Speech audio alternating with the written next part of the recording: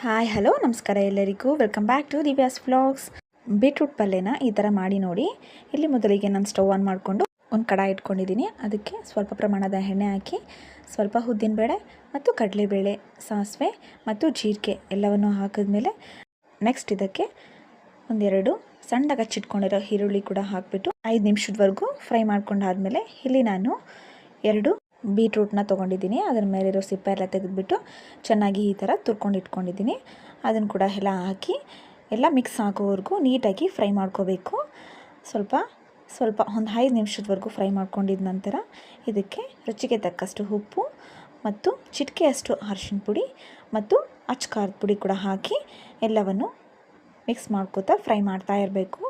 ಸ್ವಲ್ಪ ಖಾರ ನಿಮಗೆ ಜಾಸ್ತಿನೇ ಬೇಕಂದರೆ ಸ್ವಲ್ಪ ಜಾಸ್ತಿನೇ ಹಾಕೋಬೋದು. ಚೆನ್ನಾಗಿ ಫ್ರೈ ಮಾಡ್ತಾ ಮಿಕ್ಸ್ ಮಾಡ್ತಾ ಇರಬೇಕು. ಈಗ ಇದನ್ನು ಲಿಡ್ ಕ್ಲೋಸ್ ಮಾಡಿಬಿಟ್ಟು ಒಂದು 20 ನಿಮಿಷದವರೆಗೂ ಲೋ ಫ್ಲೇಮಲ್ಲಿ ಇಟ್ಬಿಟ್ಟು ನಾನು ಇದನ್ನು ಫ್ರೈ ಮಾಡಿದ್ದೀನಿ.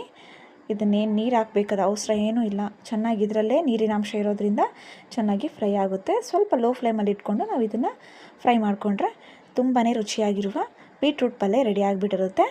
ಸೊ ಈಗ ನೋಡ್ತಾ ಇದ್ದೀರಲ್ಲ, ರೆಡಿ ಆಯಿತು ಬೀಟ್ರೂಟ್ ಪಲ್ಯ. ಇದರಲ್ಲಿ ನೀವು ಚಪಾತಿ ಮತ್ತು ರೋಟಿಯಲ್ಲಿ ಕೂಡ ನೀವು ಟೇಸ್ಟ್ ಮಾಡ್ಬೋದು.